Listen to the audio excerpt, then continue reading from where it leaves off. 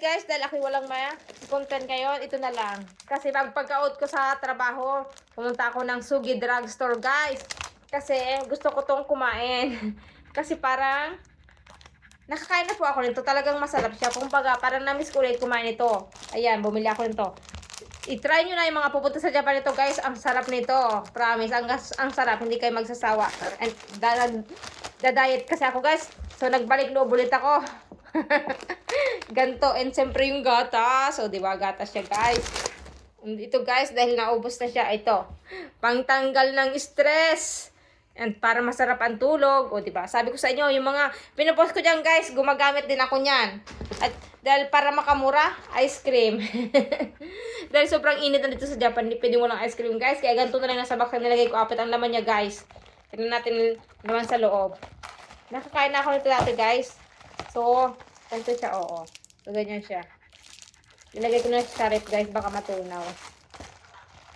So, ayan, ice cream. And yung umagahan ng dalawang bata bukas at yogurt. So, kumakain siya. Ayaw kasi nilang kumain ng kanin sa umaga, guys. Parang ayaw nilang kumain ng gano'n. Gusto lang nila tinapay, ganyan sa umaga, or yogurt, ganyan. So, may gatas naman. So, ganyan lang, guys. Yun lang binili ko.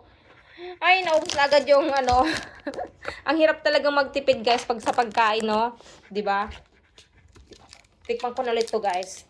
Tomato siya. Pantanggal siya ng stress at masarap ang tulog.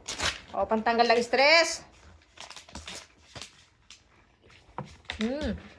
Medyo matamis siya, guys. Hindi na maasim. Hindi siya ganun kaasim, guys. Matamis ang nangingibabaw.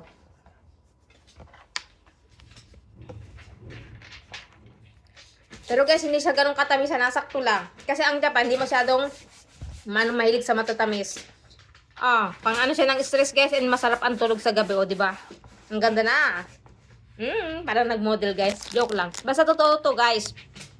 Bawat kasi ng ganito, guys, bawat kanto ng tomato, ay may mga benefits siya, guys. Kaya dapat basahin nyo. Meron pa pababa kasi ng dugo.